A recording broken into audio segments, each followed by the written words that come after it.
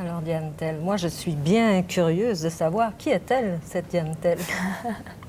Parce que on vous voit chanter, mais on ne sait pas de choses sur vous. Pas grand-chose sur moi. Bon, je suis une jeune fille qui a fait des études musicales et puis qui a fini par faire une chanteuse parce que quand on fait des études en musique, autant que possible, on travaille dans ce métier-là après. Et j'ai eu la chance de faire beaucoup de boîtes à chansons quand j'étais à l'école, au cégep, en musique. Et j'ai fini par faire de la télévision un petit peu, la radio, tout ça. Puis ça s'est tout enchaîné. Mais ça a démarré à Québec. Tu vois, je suis née à Québec. Puis j'ai fait des études en Abitibi et puis à Montréal, surtout. Mais ça, ce goût de la chanson, ça venait d'où, ça? Ça vient comment, ça? On chante naturellement? Chanter, oui. La musique, ça vient peut-être de famille un peu. Mon grand-père jouait beaucoup de violon. Et puis, quand on est arrivé à Val-d'Or, il commençait un conservatoire du Québec, là, il y a une succursale. Et puis, le seul instrument disponible, c'était le violon, à part le piano. Alors, mon père, étant donné que son père jouait du violon, m'a demandé voudrais-tu prendre des cours de violon? Ça encouragerait le professeur, tout ça. Puis, j'haïssais ça bien gros, mais ça fait rien. Je l'ai fait pour mon père. Puis, finalement, tu vois, ça me fait un métier. Oui, un métier que vous ne regrettez pas. Non. Non, pas du tout. Un métier, moi j'aimerais quand même savoir ce métier qui a l'air justement assez facile, enfin facile et très difficile à la fois. Alors vous avez 3 ans de carrière maintenant et où est-ce que vous en êtes? C'est-à-dire on vous voit à la télévision, on vous connaît. Est-ce que vous sentez que c'est un métier qui crée des problèmes et est-ce que c'est difficile ce métier-là? Ah oui, c'est pas un métier facile. Je pense que pour n'importe qui veut faire ce métier-là, il faut s'armer énormément de toutes sortes de qualités, là. Parce que c'est un métier qui, par exemple, à la télévision et puis en spectacle, tout ça, on ne voit qu'une infime petite partie de ce que c'est vraiment. Parce que si moi, je passe une émission de télévision, disons, à toutes les 2 semaines, les 13 autres jours, je travaille beaucoup pour composer les chansons, faire beaucoup de l'administration aussi, parce que dans le fond, c'est comme un petit commerce, tu sais.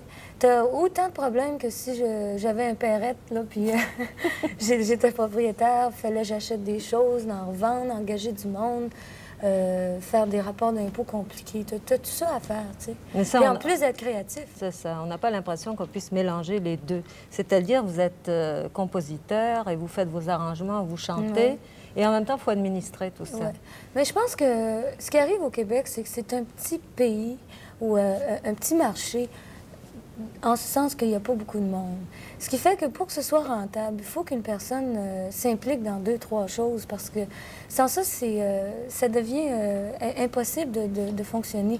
Tu vois, si j'avais, moi, par exemple, un agent de promotion, un gérant personnel, un comptable, un avocat, moi-même, un arrangeur, un compositeur, puis un auteur, puis tout ça, on divise la pièce à ce moment-là en pourcentage, tu sais. Ce qui fait que il me resterait peut-être, 25 du gros là, de ce qu'on peut faire, ou 20 20 d'1 million, ça va, mais 20 de quelques mille dollars, tu sais, tu peux pas. Oui. Alors, c'est pour ça, je pense que beaucoup de gens se mêlent à la production. Tu prends des Gilles Valiquette, qui sont autant producteurs qu'auteurs, compositeurs, parce que ça leur donne plus de part à leurs choses. Mais vous pensez que quand on commence dans ce métier-là, il ne faut pas être appuyé par quelqu'un, c'est-à-dire un impresario? En principe, oui. L'idéal, c'est d'avoir un bon impresario parce qu'un artiste, par définition, c'est pas une personne qui peut organiser les choses monétaires, puis les détails. Tu sais. Puis tu peux pas non plus penser à tout ça. Il faut que tu te concentres sur ton spectacle ou ton apparition. Il faut que tu te prépares psychologiquement pour pouvoir chanter puis faire des spectacles. Puis si tu passes l'avant-midi à déménager de l'équipement puis à t'occuper de toutes sortes de choses, tu peux pas le faire. Mais il n'y en a pas tellement de bons impresarios au Canada.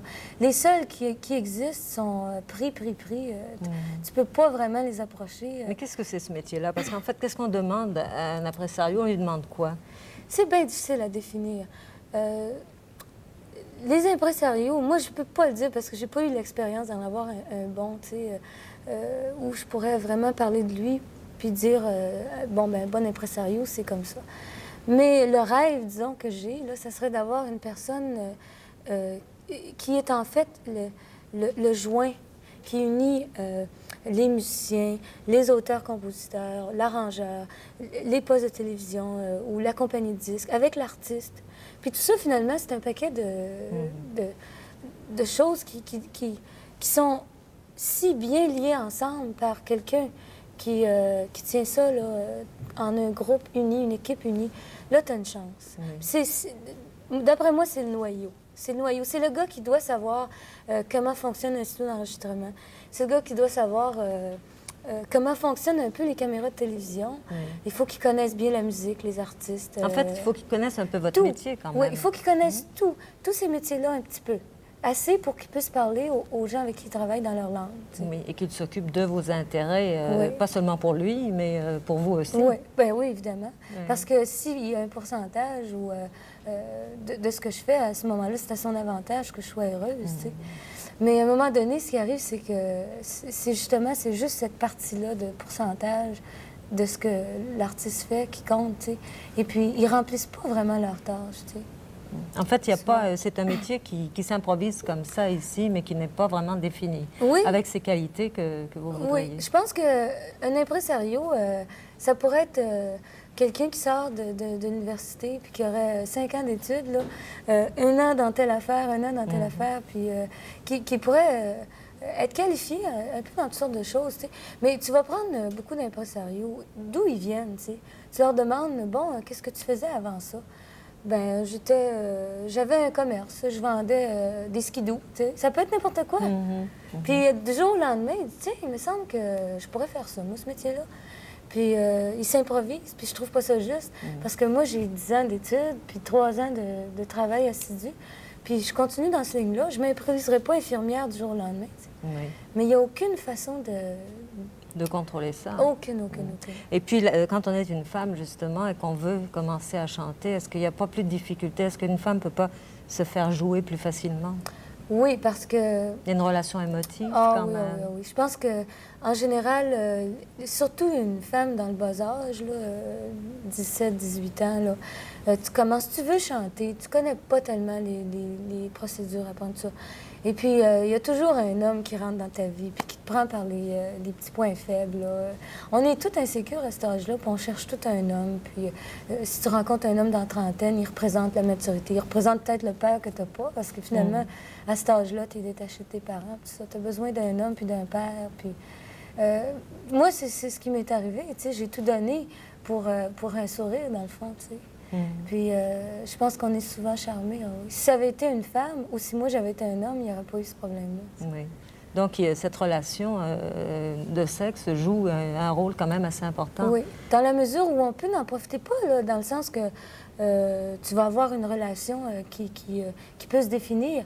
Mais juste l'attirance, tu peux te servir de ça pour faire des choses à quelqu'un. Si tu sais que quelqu'un t'aime bien puis que il veut t'avoir autour de lui, tout ça, tu peux y faire bien des choses, tu sais. Alors, si vous aviez un conseil à donner aux jeunes qui commencent, ce serait de dire de se méfier, surtout de... Oui, puis aller voir des avocats. Ça, là, c'est... Faire du droit, pratiquement. Si vous savez pas comment ça fonctionne, là, allez en voir un avant. Moi, j'ai fait la gaffe d'aller voir après. Comme les médecins, comme les dentistes, tu y vas quand ta dent est prête à se faire enlever. Oui. Mais il faut y aller avant. Parce qu'un avocat peut pas faire grand-chose. Une fois que les contrats sont signés, il peut le faire, mais ça prend bien du temps. T'sais. Alors, c'est toujours au niveau de ces contrats qu'on ne lit pas comme il faut, qu'on lit avec le cœur qui bat. Oui, puis... on se trompe. C'est plein de mots, tu sais, spécialisés, tu sais.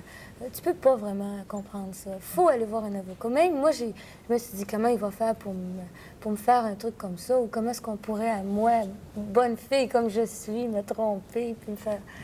Mais c'est un jeu c'est bien difficile de gagner la partie avant de savoir les règles. Tu sais. Oui. Est-ce que pour vous, comme chanteuse, le disque, c'est important? C'est le tremplin un peu du métier? Disque, c'est un instrument de publicité. Il ne faut pas penser qu'on gagne sa vie à faire des disques. Il y a très, très peu d'artistes qui font des sous avec ça. À moins, comme je vous disais, que tu composes puis que tu joues toi-même des instruments. Alors là, tu es payé comme un musicien, tout ça. Mais si tu es simplement chanteuse, c'est seulement un instrument de publicité. Ça te permet d'être diffusé dans... Mais est-ce que cet impresario, justement, c'est lui qui propose la possibilité d'un disque? C'est lui qui doit négocier, oui. Qui doit faire la négociation avec les compagnies de disques en ton nom, tu sais. Mais vous êtes lié comment en disant qu'il vous est arrivé des choses désagréables? Est-ce que vos chansons vous appartiennent quand même? Moi, dans le moment, mes chansons, mes photographies, mes paroles, mes disques, entre autres, et puis tous les droits pour les 10 années qui s'en viennent ne m'appartiennent pas du tout. Puis je vais devoir, malheureusement, arrêter un petit peu disons, comment je dirais ça, l'enchaînement régulier d'une carrière là, qui consisterait peut-être à faire un autre long jeu, puis continuer tranquillement à m'améliorer, puis tout ça, monter de grade. Puis faut que j'arrête parce que c'est pas possible. Tu peux pas créer en sachant que... Ça t'appartient pas? Non, hein? tu peux pas le faire. C'est automatiquement... se déposséder, ça? Oui, ça marche pas. Tu peux pas faire ça. Alors, je vais prendre une année pour étudier la question. Parce que, dans le fond, tu vois, moi, je considère que j'ai 20 ans. Je suis assez jeune pour refaire ma vie. Si je veux faire un autre truc l'année prochaine, c'est pas grave. Je peux recommencer ma carrière encore 4 fois. Il y en a qui l'ont fait. Et puis, il y en a qui le font encore à 50 ans, recommencer des carrières. C'est pas grave. Mais je voudrais profiter de l'année où je vais, moi, étudier mon cas, puis essayer de m'en sortir, là, pour essayer de voir ça globalement. Et puis, essayer d'aider les autres avec ça. Tu sais. Puis, de dire, bon, OK, je suis dans une situation, je m'intéresse à cette situation-là. Comment je vais m'en sortir, ça pourrait être un outil pour les autres. Eh bien, Diane Tell, si vous profitez de vos échecs, vous allez sûrement vous en sortir. Merci beaucoup et bonne chance. Merci.